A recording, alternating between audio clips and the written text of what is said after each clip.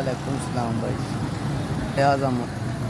रियाज अहमद बस सौदा विके तो चाहिए जी भाई जान।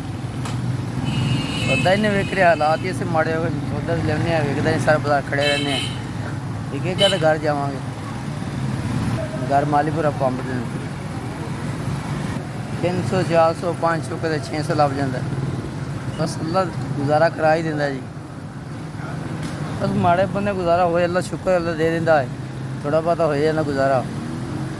माड़े बंदे असी भाई जो अमीर आदमी है देसी घ्यो ने रोटी खानी है, दाल रोटी खा तो सौ जाते हैं, बाली बच्चे सौ जाते यही है बात। बस माड़े ही हैं, अल्लाह शुक्र है बस शुक्र कर रहे हैं जी, जो दे रहे बेहतर ही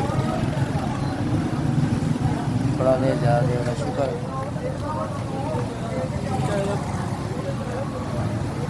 बस जिन्ने पैसे उन्ना को सौदा लाता, बहुत सौदे वास्ते बहुत पैसे चाहिए।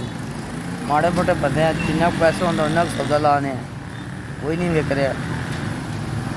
कुछ विक जाता, कुछ करे ले जाने बाजार।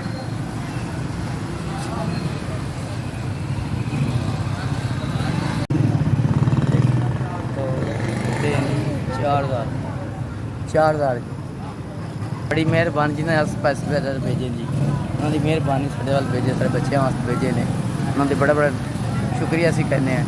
अगर मैं बड़ा परेशान जिन्होंने पैसे भेजे उन्होंने बड़ी मेहरबानी, उन्होंने बच्चों की मेहरबानी, जिन्हें तंदुरुस्ती होंगे उन्होंने भैन भाइयों अपने बच्चों अल्लाह उम्र हज करावे दुआ ऐस थोड़ा मेहरबानी हो जैसा तो पैसे तुम पहुँचाए। बहुत बहुत शुक्रिया, थैंक यू।